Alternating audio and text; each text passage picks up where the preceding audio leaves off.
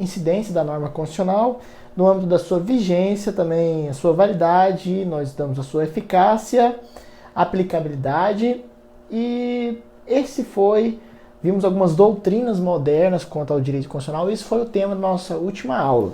Hoje, partindo para o nosso próximo tópico, nosso próximo tema, vamos estudar a hermenêutica constitucional. Vamos partir do tópico 1.1. O que seria basicamente hermenêutica? Então, tópico 1, definições. Definição de interpretação da constitucional. Isso seria hermenêutica, é interpretação constitucional. Então, é uma subespécie de interpretação jurídica, uma atividade intelectual de interpretação do alcance, do sentido e do conteúdo. Esses três tópicos são importantes. O que seria o que é a interpretação? O que a interpretação constitucional busca? Ou seja, o que a hermenêutica constitucional busca? Ela busca estudar então o alcance, o sentido e o conteúdo das normas constitucionais. Tendo essa primeira noção geral em mente, então vamos partir para o tópico 2, que seria os princípios da interpretação das normas constitucionais, porque a hermenêutica também possui os seus princípios gerais. Então, quais são eles? Primeiramente, o 2.1 seria a supremacia constitucional. Então, segundo o próprio poder constituinte originário, então, a supremacia constitucional estaria ligada principalmente àquele poder constituinte originário, aquele que realmente colocou a Constituição. Lembrando que temos o poder constituinte originário e temos o poder constituinte derivado, que é aquele que vai derivar daquilo que a Constituição determina, dando a criação das outras demais normas. Mas, segundo o próprio poder constituinte originário, que cria a Constituição Federal, lhe outorga o atributo de superioridade perante as outras normas. Então aqui teremos aquela noção da pirâmide de Kelsen, colocando então a Constituição no topo da hierarquia das normas. Outro princípio seria a unidade constitucional. Aqui está principalmente relacionado a esse princípio da unidade constitucional, levando a Constituição como um sistema lógico, onde todas as normas estariam interconectadas. Então, o caráter sistemático entre a norma jurídica, de forma que elas não ficam esparçadas. Tenha sempre uma ligação entre as normas. Não se pode interpretar as normas de forma isolada. O outro princípio é o princípio da correção funcional. Me desculpe. Princípio da correção funcional. O intérprete da Constituição deve estar atento aos limites de competência impostos na interpretação da Constituição Federal. Então, essa correção funcional está principalmente ligado a essa competência, de forma que aquele que for interpretar a norma, ele deve sempre estar no limite da sua competência, não podendo ultrapassar desse limite.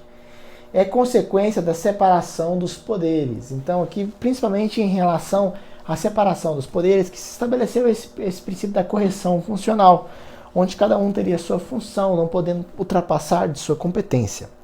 Outro princípio é o princípio da interpretação conforme a Constituição. Aqui está principalmente ligado que o poder judicial ele não pode declarar como inconstitucional uma norma se houver qualquer dúvida.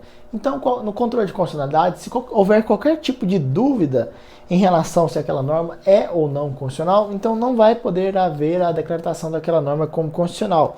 O que vai poder haver é a declaração de algum sentido daquela norma como inconstitucional, sem declarar aquela norma constitucional. Seria como uma forma de colocar um tipo de interpretação de uma norma como inconstitucional, mas sem que aquela norma fosse declarada inconstitucional. Porque na interpretação de uma norma podem haver vários sentidos, como nós vamos ver. Declarando apenas um sentido, de forma que aquela norma não poderia ser interpretada naquele sentido como inconstitucional, a norma não seria então considerada inconstitucional. Então isso estabelece que a interpretação conforme a Constituição, o Poder Judiciário não pode, se houver qualquer dúvida da inconstitucionalidade daquela norma, ele não pode declarar ela como inconstitucional. Eu sei que fica um pouco redundante definir assim, um pouco complexo de entender, mas basicamente o sentido principal seria esse. O outro princípio é a presunção de constitucionalidade. Estabelece o seguinte: qualquer norma legal possui a presunção relativa de constitucionalidade. Na verdade é justamente o oposto. Não seria que toda norma seria considerada constitucional, porque essa presunção de constitucionalidade ela é relativa. Se houver uma declaração de constitucionalidade, a conversão em presunção absoluta. Então aí ela passaria a ser absoluta a sua interpretação como constitucional. Porém, haja uma declaração de inconstitucionalidade, a elide e a presunção de constitucionalidade vai diminuir então aquela presunção de constitucionalidade. Outro princípio é da eficácia integradora. O princípio da eficácia integradora. Estabelece o seguinte, pessoal. A interpretação da Constituição deve ser um fator de harmonia entre os poderes. Então esse princípio está principalmente relacionado à harmonia entre os poderes. A harmonia dos poderes do Estado. É a eficácia integradora. Outro princípio é da máxima efetividade. Nós já estudamos um pouquinho essa efetividade dentro do nosso estudo sobre direito administrativo. A gente vê que sempre se relacionam as matérias. Então a qualidade da norma que efetiva cumprimento pela sociedade, então. Seria na interpretação da norma observar essa eficácia, essa efetividade. A efetividade da norma jurídica. Nós já estudamos aqui também um pouquinho da efetividade da norma na aula passada. Então, na interpretação, deve-se buscar essa efetividade, ou seja, a interpretação da melhor forma e qualidade possível que será efetivamente cumprida. É buscar a interpretação da norma de forma que a sociedade vai obedecer, então, aquela norma. O último princípio seria o princípio da proporcionalidade, pessoal. O princípio da proporcionalidade que ele se relaciona da seguinte forma. Lembrar que proporcionalidade é diferente de razoabilidade. Nós vamos ver razoabilidade daqui a pouco. Proporcionalidade estaria ligado à origem do direito alemão. Já a razoabilidade estaria ligada ao direito anglo-saxônico. Então vamos ver algumas diferenças. Outra diferença seria que a proporcionalidade ela advém do direito francês, lá do civil law. Já a razoabilidade ela vem como eu falei, do anglo-saxônico, estaria ligada ao common law. A razoabilidade também tem uma estrutura bipolar, ela é bipartida. Já a proporcionalidade não, a proporcionalidade ela é tripartita. Então vamos ver mais como seria a proporcionalidade. Então existe uma extensão para outras áreas do direito também, nós vamos ver isso já já. Mas então os três aspectos da tripartite, da proporcionalidade, estaria ligado à sua adequação, à sua necessidade e também à sua proporcionalidade em sentido estrito. Então a norma deveria ser então adequada, deveria ser necessária e deveria ser proporcional aplicada ao caso concreto. Esse proporcional em sentido estrito seria realmente esse proporcional aplicado dentro do caso concreto, realmente, observando a norma aplicando dentro do caso concreto. Então, observado esses três aspectos, a gente vê que essa proporcionalidade vai interferir em outros ramos do direito, além do direito constitucional. Por exemplo, aqui eu trouxe dois exemplos para vocês. Dentro do direito penal, nós temos lá o Instituto da Proibição de Proteção ao Deficiente. Então, isso seria decorrência da própria proporcionalidade aplicada ao caso concreto. Então, deve ser uma proteção efetiva ao réu, no caso. Então, daí saiu essa proibição de proteção deficiente. Então, mostrando então que a proteção ao réu deve ser realmente eficiente, não pode ser uma proteção deficiente. Esse seria o sentido dentro do direito penal. Um exemplo, é claro. Dentro do direito processual, nós temos principalmente esse princípio da proporcionalidade influenciando no novo Código de Processo Civil. Lá quando estabeleceu o princípio da duração razoável do processo, que todo processo deve ter uma duração razoável, que não deve haver a mora processual, demorar anos e anos em um processo. Então, variante. Então, aqui existe a variante da complexidade da causa e também o comportamento das partes, que vão estar interferindo, então, nessa razoável duração do processo. Mas, partindo para o próximo tópico, que seriam justamente os métodos de hermenêuticos, métodos de interpretação, nós temos basicamente dois grandes grupos. Temos os métodos clássicos, que são os que nós estudamos realmente na faculdade, na nossa graduação, e temos também, eu vou trazer para vocês alguns métodos mais atuais, métodos atuais ainda que estão surgindo aí. Atuais é uma palavra relativa, porque alguns deles já surgiram mais de 70 anos aí atrás. Mas vamos estudar primeiramente os métodos clássicos. Esses se dividem em três grandes grupos. Basicamente temos os métodos quanto à origem, os métodos quanto ao meio e os métodos quanto aos fins, que seriam os métodos quanto à finalidade. Primeiramente, quanto à origem da interpretação. Interpretação essa que pode ser tanto judicial como administrativa, também pode ser aplicada dentro da própria origem legislativa, dentro do poder legislativo. Também existe a interpretação doutrinária, então, dos estudiosos do direito. Vamos primeiramente com a legislativa. A interpretação do poder legislativo, ocorrendo quando, por exemplo, o poder legislativo aprecia o veto do presidente, podendo manter ou derrubar aquele veto. Isso aqui é apenas um exemplo. Temos também a interpretação judicial, que acontece principalmente pelos juízes, pelos desembargadores, os ministros da justiça. Outro seria a interpretação administrativa, a administração aplicada pelo poder executivo. Quando, por exemplo, o chefe do poder executivo se recusa a dar aplicação à norma, por interpretá-la inconstitucional. Seria mais um exemplo aqui para vocês. E por último temos a interpretação doutrinária, que seria a interpretação dos doutrinadores, os estudiosos que estudam o direito e fazem então suas doutrinas.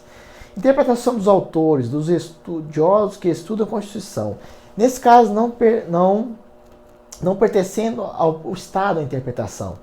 Dessa interpretação doutrinária surge uma discussão, e é chamada de Sociedade Aberta de Interpretação da Constituição. Isso já apareceu em alguns concursos.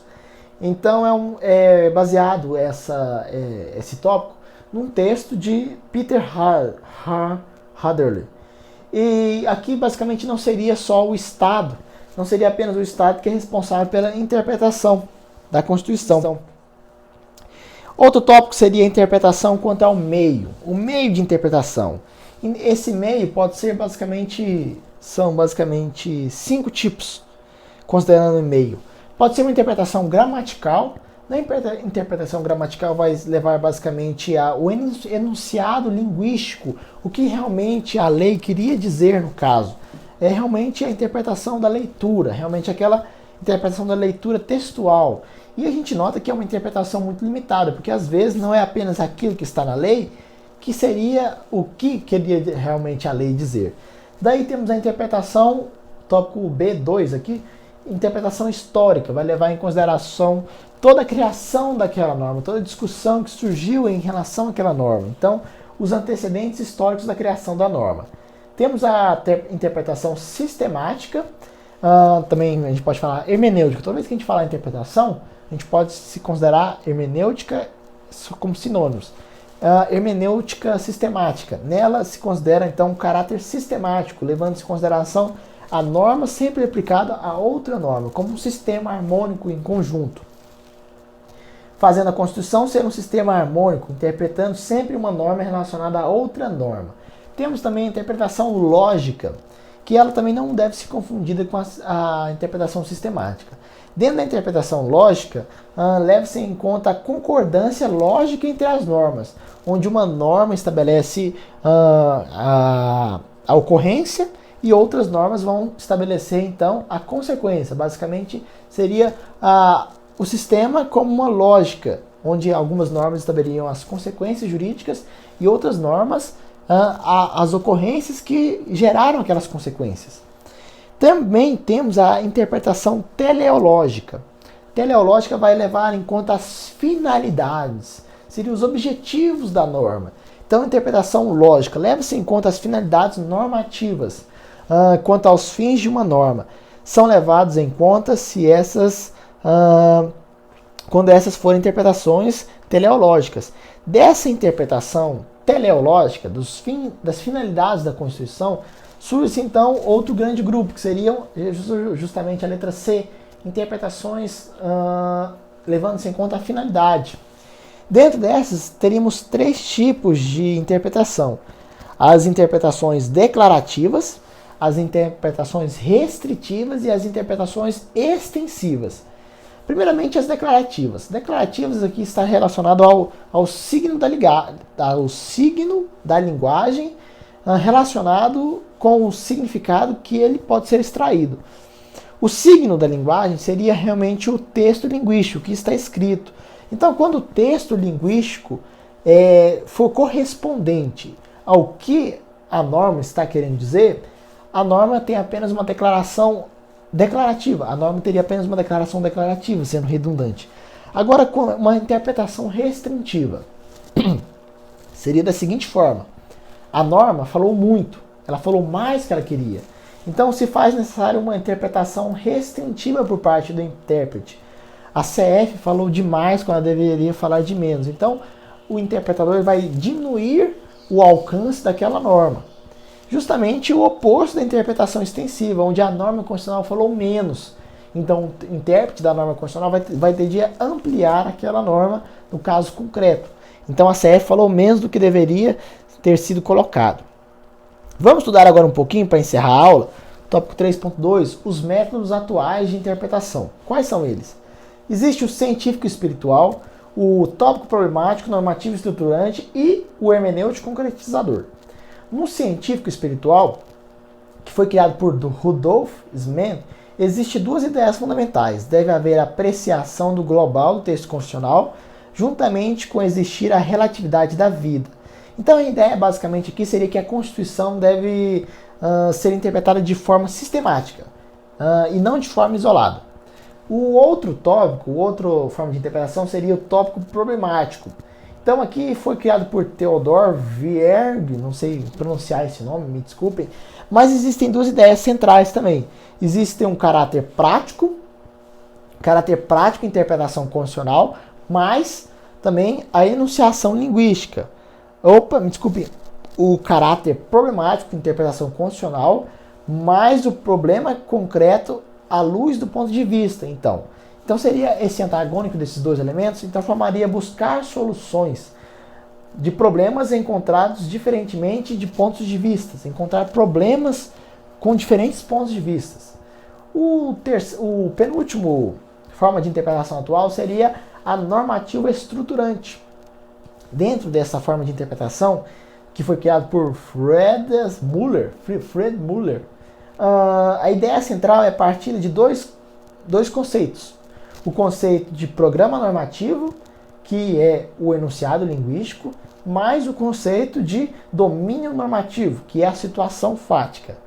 Então, basicamente, seria esse complexo entre situações fáticas e a norma, que seria, então, a situação fática, juntamente com o enunciado linguístico.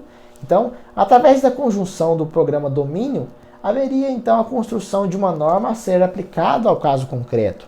Então, observa-se a situação fática e, dessa situação fática, vai criar, então, uma norma para resolver a situação, o problema, então, aplicado no caso concreto. E o último tema da nossa aula, a última forma de interpretação, levando-se em conta as formas mais atuais de interpretação, seria a interpretação da hermenêutico concretizador. Aqui vai levar-se em conta também o problema, de igual forma como o tópico problemático. Mas o foco aqui não é o problema, e sim a norma. Essa é a diferença. Criado por Conrad Hessen. É esse nome aí estranho aí mesmo. Existem dois elementos também. Existe a pré-compreensão daquele que está analisando a interpretação da norma constitucional. A pré-compreensão, tudo prévio que se faz parte do intérprete, mais o problema concreto. Problemas são levados em conta aplicados ao caso concreto, colocando em primeiro plano a norma e não o problema. Já no tópico B aqui, o tópico problemático leva-se em conta em primeiro plano o problema e depois a norma. Então, pessoal, essa foi a nossa aulinha rapidinha, eu acho que deu menos de 10 minutos aí, sobre então a hermenêutica constitucional, então a interpretação das normas constitucionais. Aqui na minha opinião, o mais importante assim para os casos concretos, então, seria aquele tópico que nós estudamos então aqui sobre as formas de aplicabilidade quanto à finalidade. Essas interpretações que às vezes se fazem apenas declarativas e às vezes vamos ter de aplicar interpretações restritivas e aplicações extensivas, quando a norma fala menos do que deveria ou quando a norma fala mais que deveria, deveríamos restringir isso aplicando ao caso concreto. Essa parte que nós estudamos da interpretação gramatical, histórica, sistemática, lógica e teológica é muito importante também. E também ter sempre aquela noção que existe a interpretação pelo legislativo, a interpretação dos órgãos judiciais e a interpretação administrativa. E também, às vezes, pode divergir dessas interpretações a interpretação doutrinária, então, que também pode ajudar a criar várias teses jurídicas. Essa aí foi a aula de hoje, espero que tenham gostado e até o nosso próximo.